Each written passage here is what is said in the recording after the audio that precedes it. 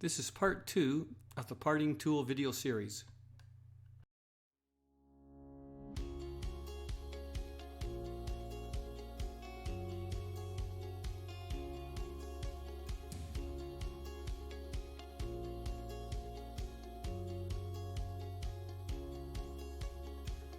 Hello, this is Bob Jennings from the WoodPile. The WoodPile has something for everyone, but this how-to series of videos is geared more towards the beginner turner or curious viewer who might be interested in our craft. In the how-to series, we'll work through the basics of wood turning with individual videos covering off the key tools. Once we've got the basics covered, we'll move on to smaller projects that we should be able to finish in an afternoon. So come along with us into the how-to series from the WoodPile. In part 1 we learned the basic fundamentals of the parting tool and also had an introduction to the skew.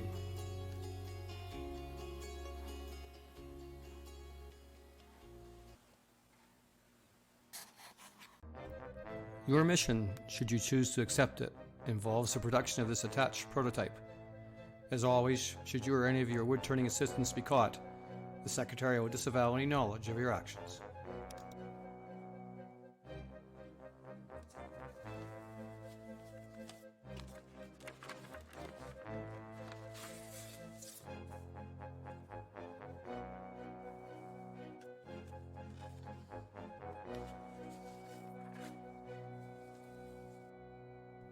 I don't know what it is, but it looks lethal. Or maybe it just looks like a carrot.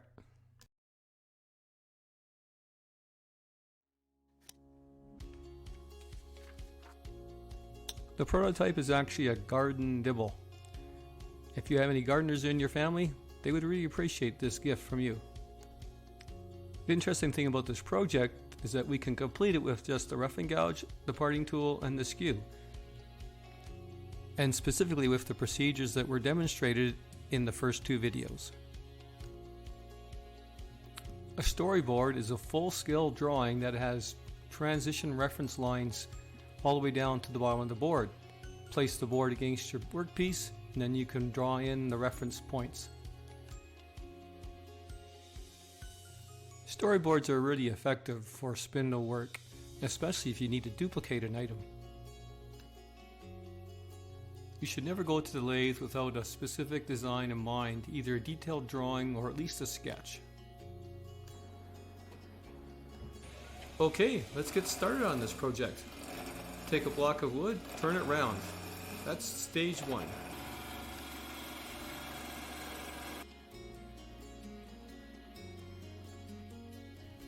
Use a storyboard to determine your dimensions.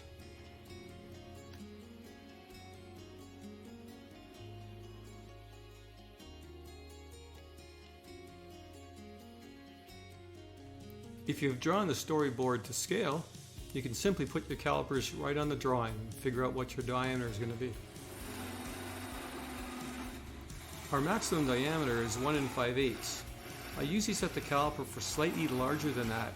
That way when I come down to the groove from the parting tool, I have a little bit of wiggle room to go deeper if I need to.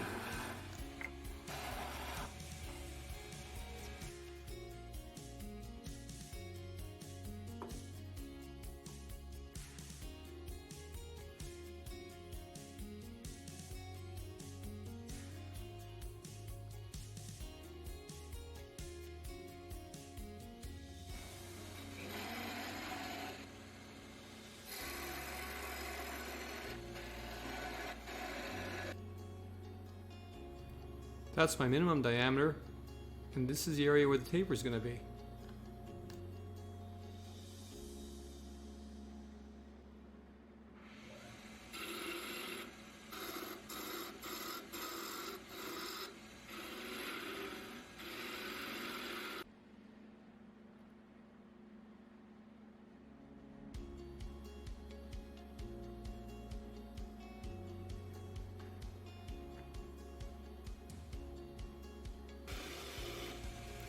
I've put an intermediate groove in the taper to give me a transition from the maximum diameter down to the min, using a rough and gouge to go from maximum size down to minimum size. You always go from big to small.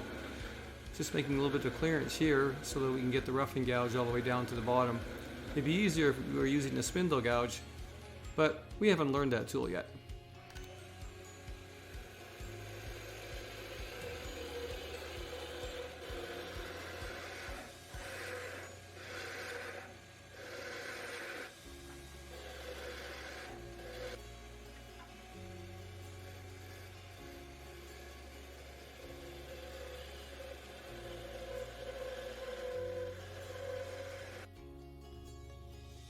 The taper's not quite perfect at the smaller end.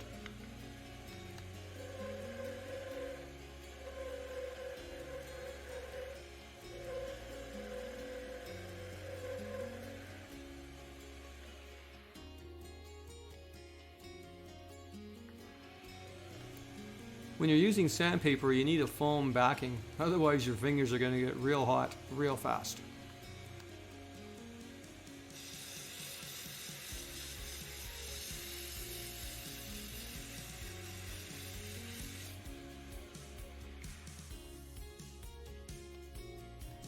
And never wrap the sandpaper or anything around the spindle when it's turning on the lathe.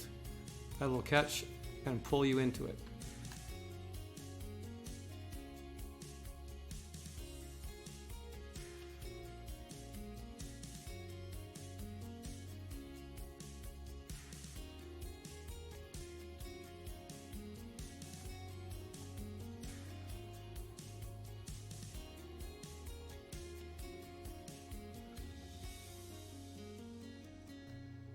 These are 1-inch increments that your gardener will use to determine the depth to plant the seed.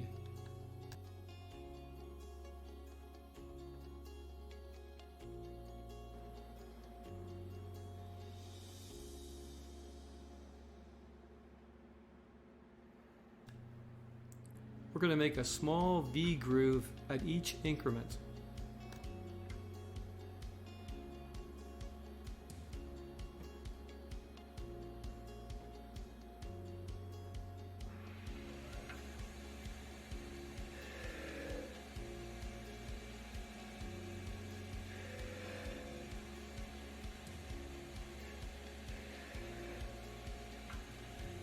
This groove should be no more than a small diameter wire.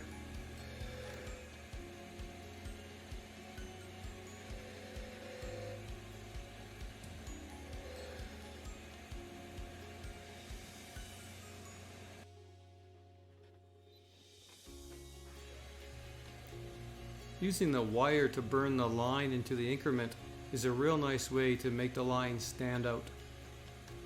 Some spindle work will use decorative wire burning like this to highlight certain parts of the spindle work.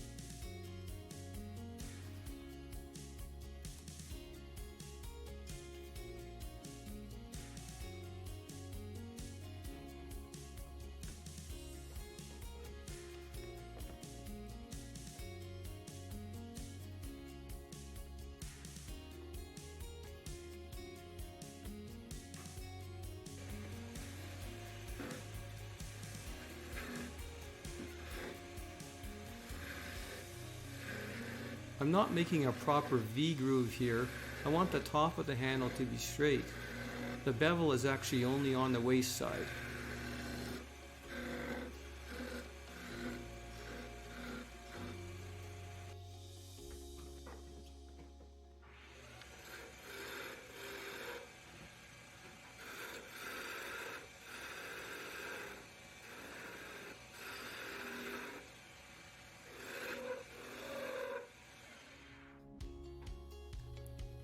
You have to be careful not to catch the flute of the roughing gouge on the high point. If you do, you'll probably get a catch.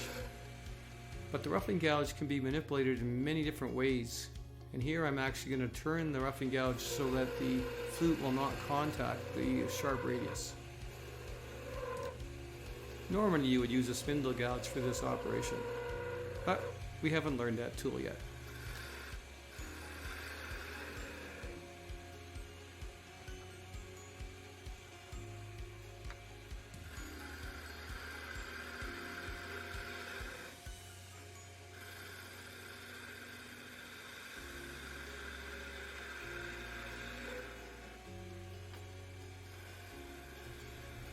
With any tool on the lathe, you always go downhill.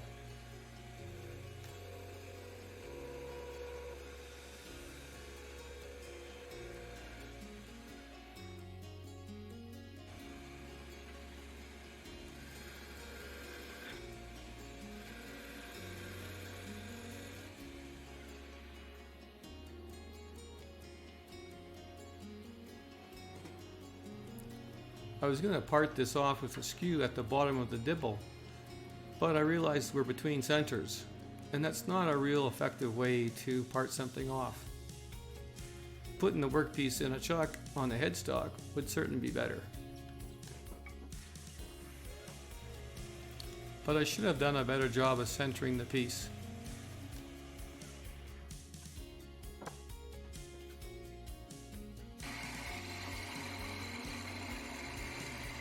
Using the parting tool to give myself a little more room, and then I'm going to use the skew to slice down and finish off the top.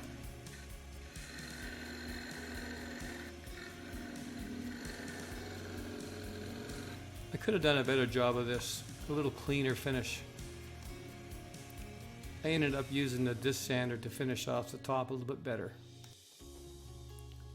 Just a quick safety note about skews before we leave this video.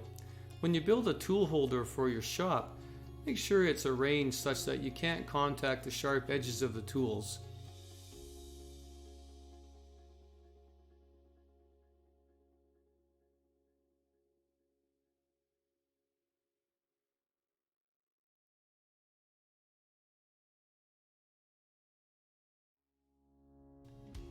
Well, that's it. Congratulations, your first project on the lathe. And a top secret project, no less. I hope you found this video informative, and if you actually did the project, I hope you enjoyed it. That's a wrap for this video.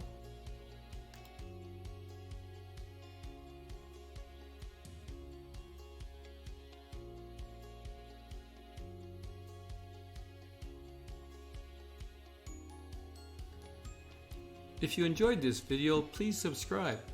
Thumbs up and comments are always welcome. This is Bob Jennings from the WoodPile. Thanks for watching.